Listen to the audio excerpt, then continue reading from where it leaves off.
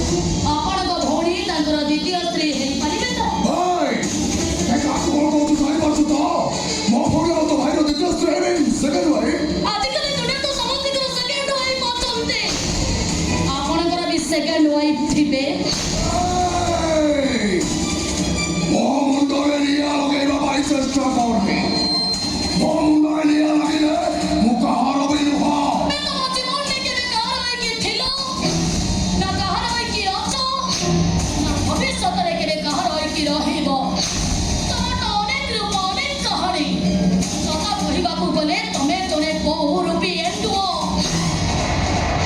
କିଏ ମୁଁ ଜାଣି ସାରିଲିଣି। ଆରେ ଏଣ୍ଡୁଅ ବୋଲି ମତେ କେହି ଡାକନ୍ତିନି। ଥରେ ଜଣେ ଜଙ୍ଗଲ ଭିତରେ ମତେ ଏଣ୍ଡୁଅ ବୋଲି ଡାକିଥିଲା। ତୁ କେହି ନୁହଁ, ତୁ ହଉଛୁ ସେ ଶିବାନୀ। ଶିବାନୀ? ଶିବାନୀ କିଏ?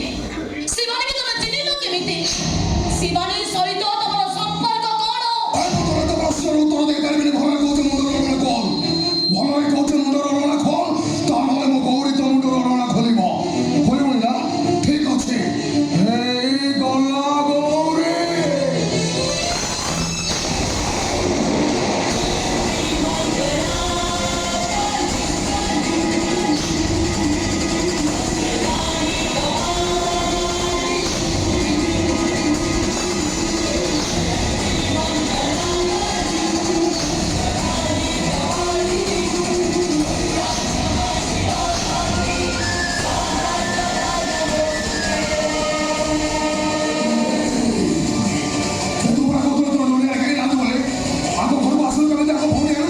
କେମିତି ଆସିଲି କାହିଁକି ହେଲି ସେ ପ୍ରଶ୍ନର ଉତ୍ତର ମୁଁ ଦେଇପାରିବିନି।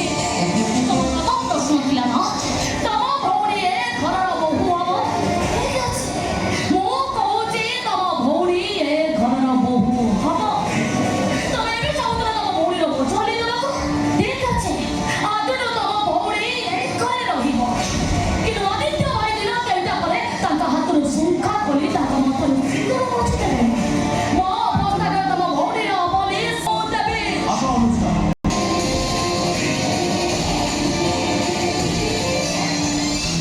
ଅନୁଷ୍କାକୁ କାର ଭିତରେ ଏଇଭଳି ଅବସ୍ଥାରେ ପାଇ ମୁଁ ତମକୁ ଗୋଟେ କଥା ପଚାରିବି, ତମେ ଅନୁଷ୍କାର ଭାଇ ନା ଗୋଟେ ରାକ୍ଷସ?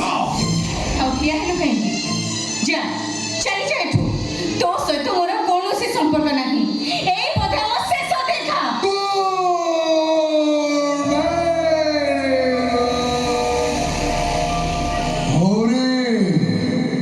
ତୋ ଦେଇର ବାହାଘର ଠିକ ହେଇଗଲା। ଆମେ ଏଠି ବେଶୀ ସମୟ ରହିବାନି। କାଙ୍ଗାଳିଆ ପୁରା ଯୌତୁକ ଫୌତୁକ ମାଗିବି। ଆମେ ପଳେଇବା ଭୋଜି ଖାଇବାକୁ ଆସିବା। ଚାଲ ଚାଲ।